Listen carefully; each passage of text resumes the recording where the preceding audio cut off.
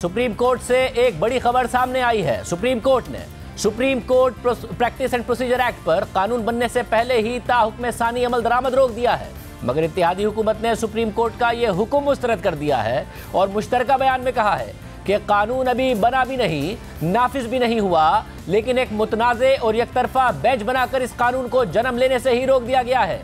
महज एक अंदाजे और तसव्वुर की बुनियाद पर यह काम किया गया है। ये मुरवजा कानूनी तरीक़ाकार ही नहीं बल्कि मंतक के भी खिलाफ है। ये मफादात के टकराव की खुली और संगीन तरीन मिसाल है। हुकूमती बयान के मुताबिक ये अदल इंसाफ और सुप्रीम कोर्ट की साख का कत्ल है। ये फैसला नहीं, वन मैन शो का शाखसाना है। इसे अदालती तारीख में सियाह बाब के तौर पर जगह मिलेगी। ये इकदाम खिलाफ आइन और पार्लियामेंट के इख्तियार को सल्ब करने के मुतरादिफ है। ये वफाक पर हमला और सुप्रीम कोर्ट के सीनियर तरीन जजेस पर भी अदम एतमाद है। हुक्मरान जमातें इस अदालती नाइंसाफी को नामंजूर करते हुए इसकी भरपूर मज़ाहमत करेंगी, मगर हुकूमत के मुस्तरद करने से क्या फ़र्क पड़ेगा और हुकूमत क्या मज़ाहमत कर सकती है, ये हुकूमत से पूछेंगे। क्योंकि हुकूमत ने चीफ जस्टिस के इख्तियारात से मुताल्लिक बिल कौमी असम्बली और सेनेट से मंजूर करवाकर दस्तखत के लिए सदर मुमलिकत को भेजा, मगर उन्होंने एतराज़ लगाकर वापस कर दिया, जिसके बाद 10 अप्रैल को पार्लियामेंट के मुश्तरका इजलास ने इस बिल को मंजूर कर लिया।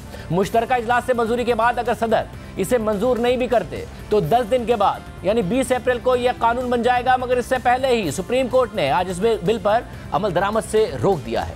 आज की समाअत के बाद जारी होने वाले ऑर्डर के मुताबिक ये बिल कानून साजी के अमल के एक ऐसे स्टेज पर पहुंच चुका है जहां मुकम्मल यकीन से कहा जा सकता है कि यह बिल बनने वाले एक्ट ऑफ पार्लियामेंट की अक्कासी करता है और इस बिल का एक्ट बनना बस कुछ वक्त गुजरने की बात है। अब ना ही सदर और ना ही पार्लियामेंट खुद से इस बिल के मतन या इस अमल को बदल सकते हैं। ऑर्डर के मुताबिक अलबत्ता ये बिल अब तक कानून नहीं बना, लेकिन जब ये एक्ट बन जाए तो इसे कानून की ताकत मिल जाएगी। इसलिए इस बिल पर मौजूदा स्टेज पर गौर किया जा सकता है और इसका जायजा लिया जा सकता है और इस बिल पर बादी नज़र में मुख्तलिफ ग्राउंड्स पर सवालात उठाए जा सकते हैं। इसके अलावा अदलिया की आज़ादी को लेकर संजीदा मसाइल भी उठते हैं और कोई भी कानून साजी का अमल अदलिया की आज़ादी के साथ मुदाखलत करेगा तो इसकी बारीक बीनी से जांच पड़ताल होनी चाहिए। जिसके बाद अदालत ने अपने ऑर्डर में लिखा कि हमारे सामने ये सवाल है कि क्या अदालत के लिए ये मुनासिब होगा कि वो मौजूदा मामले पर कोई उबूरी ऑर्डर जारी करे। अदालत का 17 रुकनी फुल कोर्ट ये ऑब्जर्वेशन दे चुका था कि आमतौर पर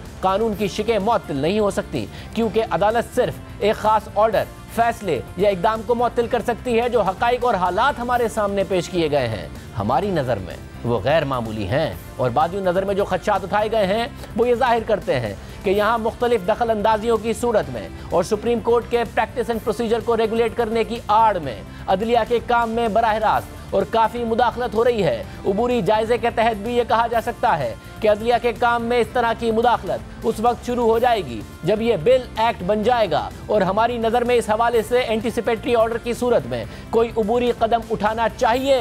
इस हवाले से ऐसा कोई ऑर्डर जारी करना मुनासिब होगा ताकि ऐसे किसी भी फौरी खतरे को रोका जाए जिसका नाकाबिले तलाफी नुकसान होगा। इसलिए यह हिदायत की जाती है कि जैसे ही इस बिल को सदर की तरफ से मंजूरी मिल जाती है या ये मान लिया जाता है कि ऐसी कोई मंजूरी मिल गई है तो उसी वक्त से ताहुक्म सानी तक वजूद में आने वाले इस एक्ट का कोई असर नहीं होगा और ना ही इस पर किसी हवाले से अमल किया जाएगा। अदालती ऑर्डर के मुताबिक तीनों दरख्वास्तों से मुताल्लिक नोटिस जारी किए जाएंगे। Attorney general, supreme court bar association और पाकिस्तान बार काउंसिल को भी नोटिस जारी किए जाएंगे। साथ ही पाकिस्तान मुस्लिम लीग नून, पाकिस्तान पीपल्स पार्टी, पाकिस्तान तहरीक इंसाफ, जमीयत उलमा इस्लाम, जमात इस्लामी, अवामी नेशनल पार्टी MQM, बलोचिस्तान अवामी पार्टी और पाकिस्तान मुस्लिम लीग काफ को भी नोटिस जारी किए जाएंगे। अगर वो पेश होना चाहते हैं तो अपने किसी वकील की तरफ से हो सकते हैं। केस की समाअत 2 मई को सुबह 11:30 बजे होगी, यानी बिल को कानून बनने से पहले ही उस पर अमल दरामद रोक दिया गया है और समाअत भी 18 दिन के लिए मुलतवी कर दी गई है। अहम बात यह है कि यह ऑर्डर मुत्तफिका है और 8 रुकनी बेंच में से किसी भी जज ने इख्तिलाफ नहीं किया है। इससे पहले सुप्रीम कोर्ट के 8 रुकनी बेंच ने चीफ जस्टिस की सरबराही में supreme court practice and procedure bill के खिलाफ दरख्वास्तों पर समाअत की। कोर्ट रिपोर्टर्स के मुताबिक दरख्वास्त गुजार के वकील 40 मिनट तक मुसलसल दलाइल देते रहे और इस दौरान जजेस खामोशी से दलाइल सुनते रहे। कोई सवाल भी नहीं पूछा गया। फिर जस्टिस मुनीब अख्तर ने सवाल किया कि आप मौजूदा केस में अदालत से क्या चाहते हैं, तो दरख्वास्त गुजार के वकील इम्तियाज सिद्दीकी ने बताया कि supreme court practice and procedure bill गैर आईनी करार दिया जाए।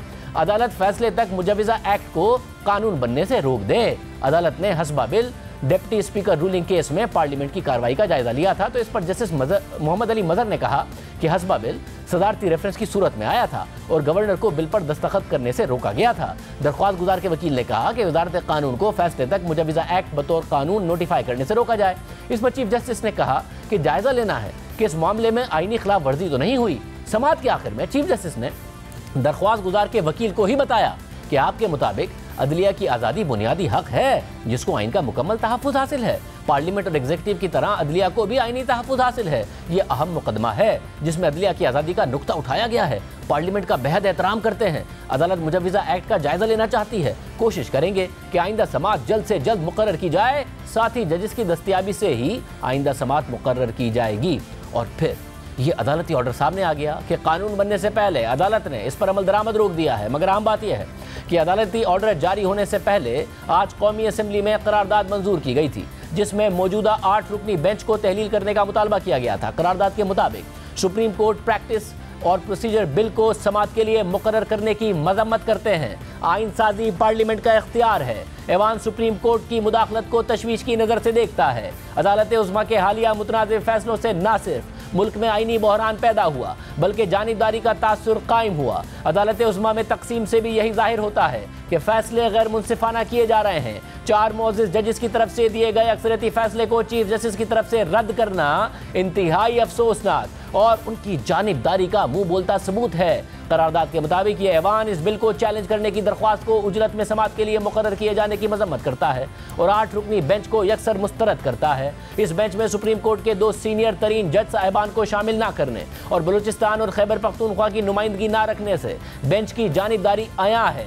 जिसके बाद इस करारदाद में हाथ से लिखे हुए एक नुक्ते का इजाफा किया गया और कहा गया है कि ये बेंच मुजव्वज़ा कानून के बनने से पहले बनाया गया जो कि गैर ज़रूरी है, लिहाजा इस बेंच को तहलील किया जाए। कौमी असेंबली के इजलास से पहले हुकूमती इत्तेहाद ने भी इस हवाले से मुश्तरका एलामिया जारी किया और मौक़िफ़ इख्तियार किया कि हुक्मरान जमातें supreme court procedure and practice bill पर मुतनाज़े बेंच तश्कील देने के इक़दाम को मुस्तरद करती हैं। इस नौइयत का इक़दाम पाकिस्तान और अदालत की तारीख में इससे कबल पहले कभी देखने में नहीं आया। ये मुल्क की आला तरीन अदालत की साख ख़त्म करने और इंसाफ के आइनी अमल को बेमायनी करार देने के मुतरादिफ है। सुप्रीम कोर्ट की तकसीम से हुकूमत में शामिल जमातों के मौक़िफ़ की फिर तायीद हुई है। बलूचिस्तान और खैबर पख्तूनख्वा से कोई जज बेंच में शामिल न करना भी अफसोसनाक है। हुक्मरान जमातें इस इक़दाम को पार्लिमान और उसके इख्तियार पर शब खून करार देती हैं। इस इक़दाम की भरपूर मज़ाहमत की जाएगी। आईने पाकिस्तान की रोशनी में पार्लिमान के इख्तियार पर समझौता नहीं किया जाएगा। सिर्फ यही नहीं, आज वज़ीर कानून आज़म नज़ीर तारड़, वज़ीर आज़म के मुशीर कमरुज़्ज़मा कायरा और इत्तेहादी जमातों के रहनुमाओं ने मुश्तरका प्रेस कॉन्फ्रेंस की और मौक़िफ़ इख्तियार किया कि मौजूदा बिल को प्रीमेच्योर स्टेज पर सिलेक्टेड बेंच के सामने लगाया गया है जिसमें सीनियरिटी के तमाम उसूलों को नज़रअंदाज कर दिया गया है। पार्लियामेंट के मामले में मुदाखलत बर्दाश्त नहीं की जाएगी। अब जहाँ इत्तेहादी हुकूमत supreme court practice and procedure bill के खिलाफ सुप्रीम कोर्ट की समाअत को पार्लिमानी मामलात में अदालती मुदाखलत के तौर पर देख रही है और मौजूदा बेंच को तहलील करने का मुतालबा कर रही थी, तो वहीं सुप्रीम कोर्ट के 8 रुकनी बेंच ने इस हवाले से न सिर्फ आज समाअत की बल्कि ऑर्डर जारी करके कानून बनने से पहले ही उस पर अमल दरामद भी रोक दिया है, जिसके जवाब में इत्तेहादी हुकूमत ने इस फैसले को मुस्तरद कर दिया है। जिस पर माहिरीन कानून भी इस फैसले पर सवाल उठा रहे हैं कि ये कैसे हो सकता है कि कानून बना नहीं है और अदालत ने बेंच बनाकर उस पर अमल दरामद से रोक दिया है। इसके अलावा सुप्रीम कोर्ट ने हुकूमत को 10 अप्रैल तक पंजाब और खैबर पख्तूनख्वा में इंतखाबात के लिए 21 अरब रुपए जारी करने का हुक्म दिया था और ये मामला भी एक अहम रुख इख्तियार कर गया है क्योंकि हुकूमत मामला पार्लियामेंट में ले गई, जहां आज कौमी असेंबली की कायमा कमेटी बराए खजाना और सेनेट की कायमा कमेटी बराए खजाना ने इलेक्शन कमीशन को फंड्स देने का बिल मुस्तरद कर दिया है। फिर इसके बाद आज ही कौमी असेंबली ने 21 अरब रुपए की फरहमी से मुतालिक बिल मुस्तरद कर दिया है। अहम बात यह है कि चीफ जस्टिस उमर बंदियाल ने गुज़िश्ता रोज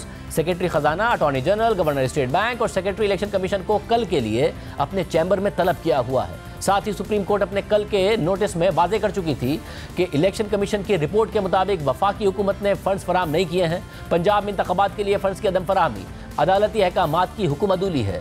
अदालती हुक्म अदूली के नताइज कानून में वाजे और सबके इल्म में है। यानी अदालती नोटिस के बावजूद आज कौमी असेंबली और सेनेट में इलेक्शन कमीशन को फंड्स देने से मुतालिक बिल को मुस्तरद कर दिया गया है, जिसकी वजह से कल की समाअत मजीद अहमियत इख्तियार कर गई है। तहरीक इंसाफ के रहनुमा फवाद चौधरी ने आज मीडिया से बात करते हुए कहा कि अगर सुप्रीम कोर्ट के हुक्म पर अमल नहीं होता तो सुप्रीम कोर्ट बतौर इदारा खत्म हो जाता है।